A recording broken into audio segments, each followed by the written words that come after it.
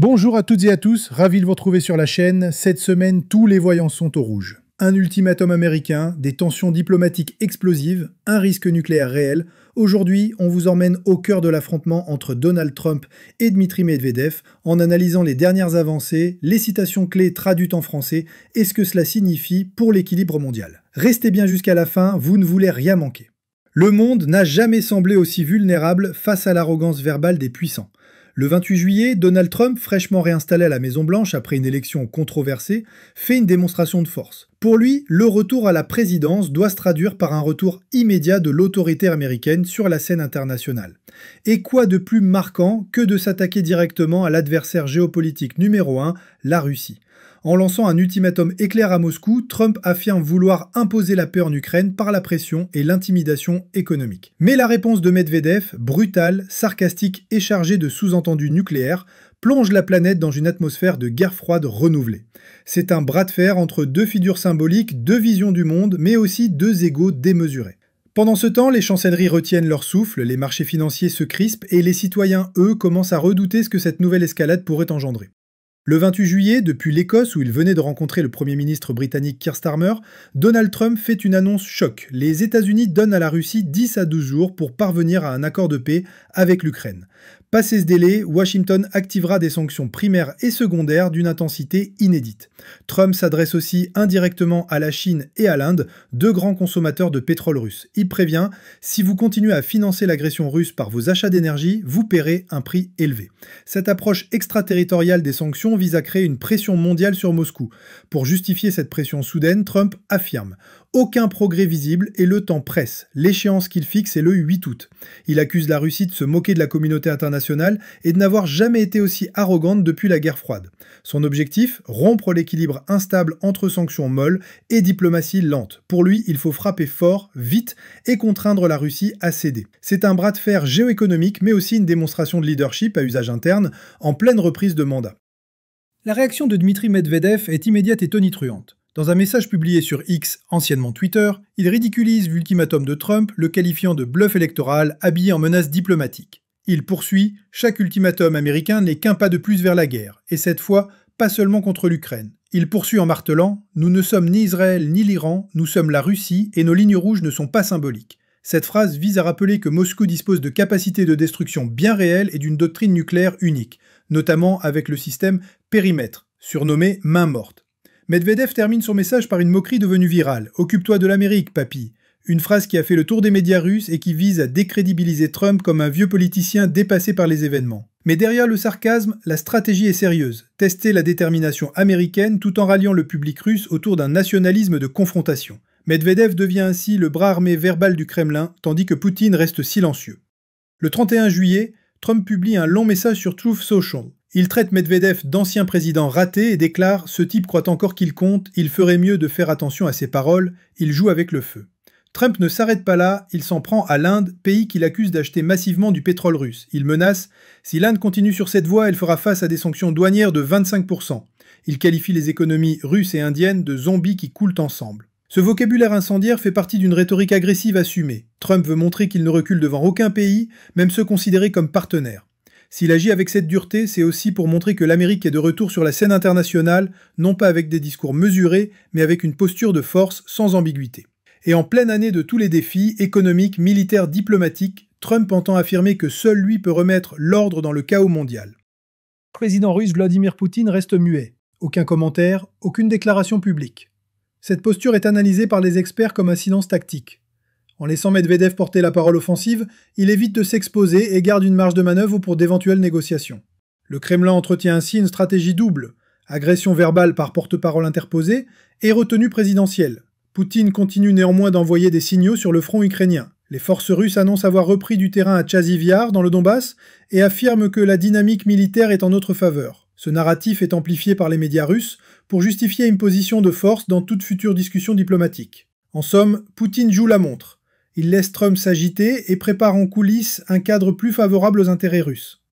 Pendant que les deux camps échangent des menaces, la situation en Ukraine continue de se détériorer. Le 1er août, une frappe aérienne russe sur Kiev tue 31 personnes, dont 5 enfants, et fait plus de 150 blessés.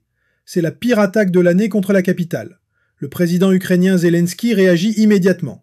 Chaque bombe qui tombe sur nos enfants est un rappel que le monde ne peut pas rester silencieux.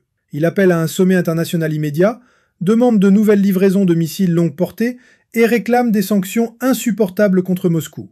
Malgré cela, l'Occident semble divisé. Certains pays, comme la Pologne ou les États baltes, veulent accélérer l'aide militaire. D'autres, comme la France ou l'Allemagne, craignent un embrasement régional. L'Ukraine, elle, continue de résister. Mais l'opinion publique occidentale commence à se fatiguer et la Russie semble profiter de cet essoufflement diplomatique. La communauté internationale n'est pas restée muette face à ce duel verbal menaçant. L'Union européenne, par la voix de Josep Borrell, a exprimé une profonde inquiétude et condamné l'utilisation de la menace nucléaire comme outil de communication politique. Plusieurs chancelleries, notamment en Allemagne et en France, appellent à une désescalade immédiate. Le président français Emmanuel Macron a réagi depuis l'Élysée en ces termes. La paix ne peut pas être obtenue sous la menace de l'anéantissement. Nous appelons à la retenue et à un retour au dialogue multilatéral. Toutefois, aucune sanction ni mesure concrète n'a encore été décidée côté européen. Du côté de l'OTAN, Jens Stoltenberg a déclaré que toute menace nucléaire, même rhétorique, est contraire à l'esprit de l'Alliance, tout en rappelant que l'OTAN restait prête à défendre chaque centimètre de territoire allié. Un renforcement des dispositifs militaires en Europe de l'Est est actuellement à l'étude, notamment en Pologne et en Roumanie. La Chine, quant à elle, adopte une posture ambivalente. D'un côté, Pékin refuse de condamner les propos de Medvedev, affirmant que toutes les parties doivent éviter l'escalade. De l'autre, elle appelle Washington à faire preuve de responsabilité. Certains analystes y voient une stratégie de neutralité intéressée visant à laisser les deux géants s'affronter tout en renforçant son propre poids diplomatique. L'Inde, principal acheteur du pétrole russe, se trouve dans une position délicate. Officiellement, New Delhi appelle à la paix, mais en coulisses, le gouvernement indien dénonce les menaces tarifaires américaines comme une forme de néocolonialisme commercial. Le ministre des Affaires étrangères, Subramaniam Jaishankar, a déclaré « L'Inde prendra ses décisions en fonction de ses intérêts, pas sous la pression ». Le Conseil de sécurité de l'ONU s'est réuni en urgence mais sans déboucher sur une résolution. Comme souvent, les vétos croisés entre la Russie, la Chine et les États-Unis bloquent toute action réelle. Antonio Guterres, secrétaire général de l'ONU, s'est dit gravement préoccupé par l'usage irresponsable de la rhétorique nucléaire. Trump a fixé la date butoir au 8 août. Passé cette échéance, les sanctions économiques tomberont. Il ne s'agit plus uniquement de geler des avoirs ou d'interdire des importations. Washington prépare un dispositif extraterritorial touchant les entreprises, les banques et les ports. En coulisses, un diplomate nommé Steve Witkoff aurait été dépêché à Moscou pour une mission secrète de désescalade, mais pour le moment, aucune avancée n'a été confirmée. Le Kremlin joue la provocation, Trump campe sur ses positions, les services de renseignement occidentaux surveillent en temps réel les mouvements militaires, les signaux diplomatiques et les prises de parole publiques. Chaque mot compte, chaque geste peut provoquer une rupture. Le monde entier est suspendu à cette date du 8 août. Ce bras de fer entre Trump et Medvedev dépasse largement les contours d'une simple provocation politique. C'est un affrontement idéologique, stratégique et profondément symbolique. D'un côté, une Amérique qui revient sur le devant de la scène avec une posture intransigeante. De l'autre, une Russie qui refuse toute soumission, quitte à agiter le spectre de la destruction.